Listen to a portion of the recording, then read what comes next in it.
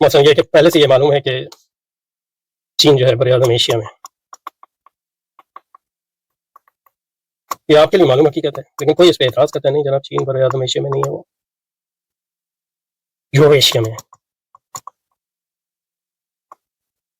تو آپ وہ دلیل اگر آپ اس کو ثابت کرنے کی کوشش کریں کہ چین کیوں بر اعظم ایشیا میں ہے، تو جو بھی آپ دلائل پیش کریں گے ان دلائل کو حجت کہتے ہیں۔ حجت اور دلیل ایک ہی چیز ہے۔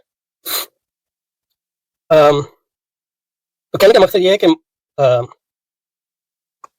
عقل سے بہت سے کام آپ لے سکتے ہیں، عقل سے نئی چیزیں دریافت کر سکتے ہیں،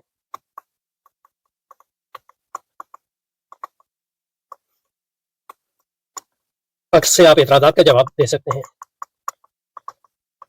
اور اپنے دعوے کی ثبوت کے لیے عقلی دلائل پیش کر سکتے ہیں۔ تو یہ تینوں چیزیں جو ہیں،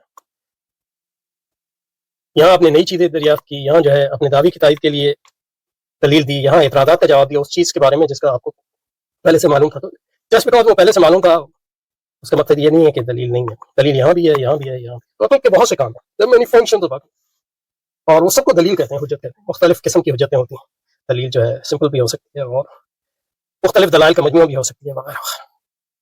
تو جسٹ بیکاز آپ کسی معلوم شدہ چیز کی تائید کے لیے دلائل پیش کر رہے ہیں، اس سے یہ نتیجہ نہیں نکلتا کہ وہ حجت نہیں ہے۔ تو اسلام کی عقلی توجیہ فلسفے سے متاثر ہونے کے بعد